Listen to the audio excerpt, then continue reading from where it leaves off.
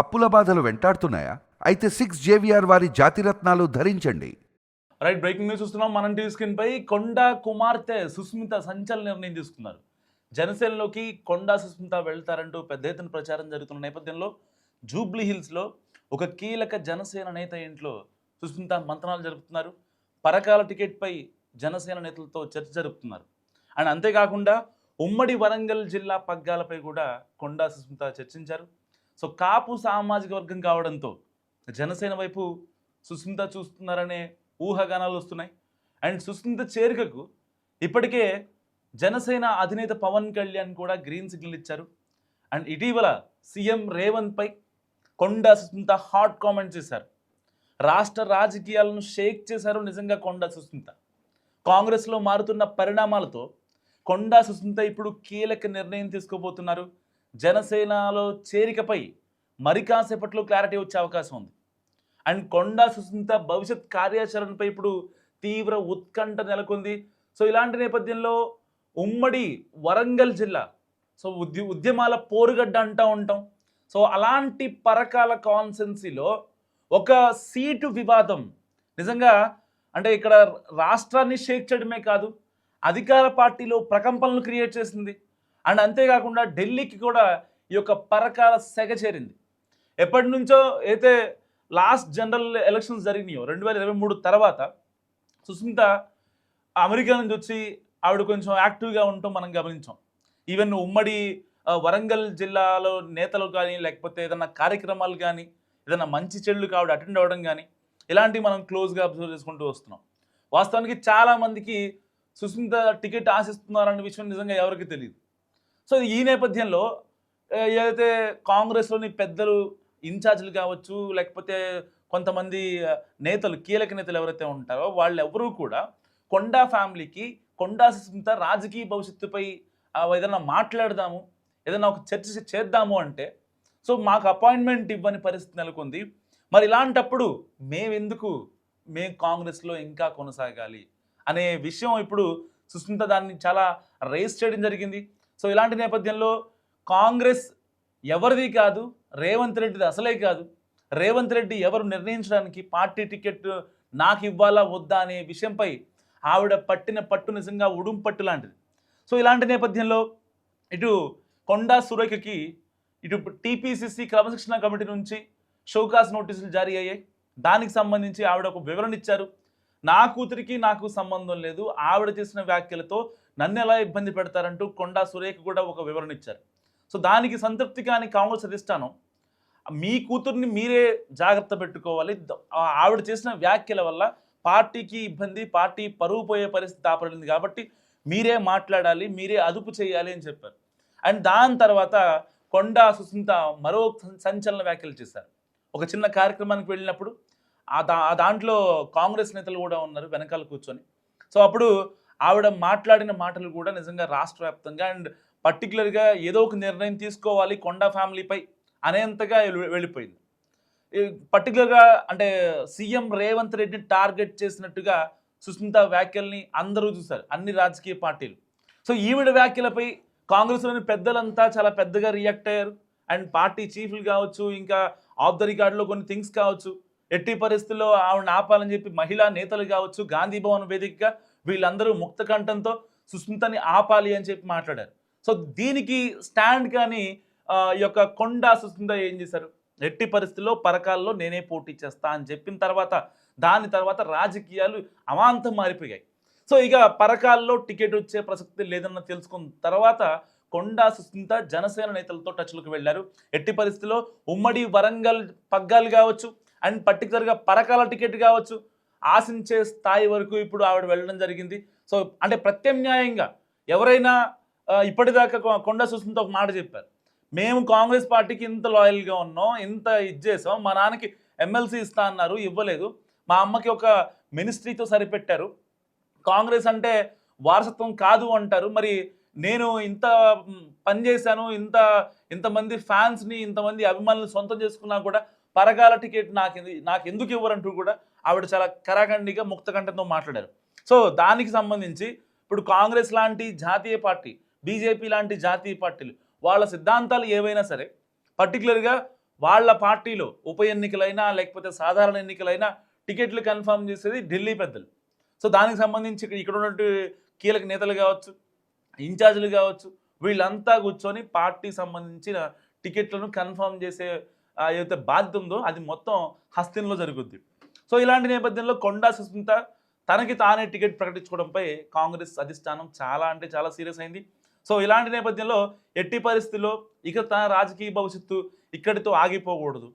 సరే plus minus రాష్ట్రం అంతటా ఫేమ్ వచ్చింది కాబట్టి ఇప్పుడు ఆల్టర్నేట్గా బీజేపీనో లేదంటే బీఆర్ఎస్లోకి వెళ్తే తన మనుగడకు కష్టం అవుతుంది అనుకున్నటువంటి కొండా సుస్మిత ఇప్పుడు జనసేన వైపు అడుగులేస్తున్నారు.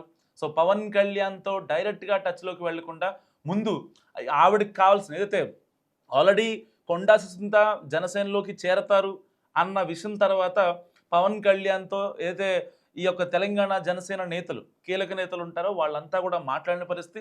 సో ఎట్టి పరిస్థితుల్లో ఆవిడని వస్తే రానివ్వండి, వద్దు అని చెప్పకండి అని చెప్పి కూడా పవన్ కళ్యాణ్ చెప్పడం జరిగింది. అండ్ దాని తర్వాత కాపు సామాజిక వర్గం కావచ్చు, సో ఆవిడ ఒక అంటే మంచి యూత్లో మంచి ఫాలోయింగ్ ఉన్న నేత కావడం అండ్ ఎక్కడికైనా వెళ్ళి ప్రాబ్లమ్ని వెంటనే రిజాల్వ్ చేసే ఇది కావచ్చు. సో ఇలాంటి నేపథ్యంలో ఒక మంచి ఫ్యామిలీ నుంచి ఆవిడకంటూ ఒక స్కోప్ ఉంది కాబట్టి అలాంటి నేతను అంటే తెలంగాణలో ఎదగబోయే జనసేనకు ఎలా యూజ్ అవుతుందనే దానిపై ఇప్పుడు జనసేన నేతల్లో ఒక కీలక చర్చ జరుగుతోంది. ఇప్పటికే జూబ్లీ హిల్స్లోని ఒక కీలక నేత ఇంట్లో ఈ యొక్క మీటింగ్ కూడా జరుగుతూ ఉంది. మరి కాసేపట్లో ఈ యొక్క జనసేన లోకి వెళ్ళడం లేకపోతే ఏదన్నా ఇంకేదన్నా అంటే డైరెక్ట్గా వరంగల్ పగ్గాల లేదంటే పరకాల ఓన్లీ పరకాల వరకు ఆవిడ పరిమితం అవుతారా అనే క్లారిటీ కూడా మనకు తెలిసే అవకాశం ఉంది. సో అంటే ఇదంతా ఎంటైర్ ఎపిసోడ్ చూస్తుంటే ఒక కాన్సెన్సీ టికెట్ కోసం ఆల్మోస్ట్ తెలంగాణ రాజకీయాలు షేక్ అయ్యాయి. ఈవెన్ అంటే ప్రతిపక్షంలోనో లేకపోతే ఇంకే పార్టీలోనో ఉంటే అనుకోవచ్చు, అధికార పక్షంలోనే ఒక రకంగా అంటే కొండా సురేఖ చేసిన వ్యాఖ్యలు కావచ్చు, పరకాల టికెట్ నాదే అని ప్రకటించుకోవడం కావచ్చు, ఒక రకంగా లిటరల్లీ షేక్ చేశారని చెప్పుకోవచ్చు. సో ఇలాంటి నేపథ్యంలో మరి జనసేనలో ఆక్యుపెన్సీ ఉంటుందా? ఈవిడ ఎంతవరకు సర్వైవ్ అవ్వగలరు? ఎందుకంటే జనసేనలో ఆల్మోస్ట్ ధర్మం మారిపోయింది, దేశం ధర్మం కోసం వచ్చింది. సరే ఇంతకుముందు వాళ్ళ పార్టీ నేతలు కావచ్చు, వాళ్ళ పార్టీ నాయకులు కావచ్చు, ఇంకెవరన్నా వేరే వేరే అంశాలపైన మాట్లాడేవాళ్ళు. కానీ గత 4-5 ఏళ్లుగా జనసేన పార్టీ వ్యూహం అనేది చాలా క్లియర్గా ఉంది, దేశం కోసం ధర్మం కోసం. సో పర్టికులర్గా దాంట్లో ఎలాంటి డౌట్స్ లేవు. మరి కాంగ్రెస్ లాంటి జాతీయ పార్టీలతో పనిచేసినటువంటి కొండా సుస్మిత ఫ్యామిలీ, ఎందుకంటే ఆవిడ డైరెక్ట్గా వర్క్ చేయకపోయినా వాళ్ళ మమ్మీ వాళ్ళ డాడీ వర్క్ చేస్తున్నారు కాబట్టి ఆ సిద్ధాంతాలని ఆవిడ మొదటి నుంచి చూశారు. మరి అలాంటి నేపథ్యంలో ఇప్పుడు ఈవిడ జనసేనలోకి సుస్మిత కనుక జాయిన్ అయితే సో ఈవిడ ఎంతవరకు సర్వైవ్ అయ్యే అవకాశం ఉంది? సో ఈ నేతలతో ఇమ్మడగలరా? లేదంటే పర్టికులర్గా ఒక ఉమ్మడి వరంగల్ జిల్లా లాంటి ఒక అంటే సెన్సిటివ్ ఏరియాస్కి ఈవిడిని ఇచ్చేసి ఆవిడని ఇన్ఛార్జ్గా పెట్టేసి ఆ జిల్లాకి ఆవిడని ఇన్ఛార్జ్గా పెట్టేసి అండ్ దాని తర్వాత ఇక ఆవిడతో టచ్ మీ నోట్ లాగా ఉండే అవకాశం ఉంటుందంటారా? మీరు ఏమనుకుంటున్నారో మస్ట్గా కామెంట్ చేసే ప్రయత్నం చేయండి. ఎందుకంటే జనసేనలోకి కొండా సుస్మిత అంటే నాట్ ఏ జోక్.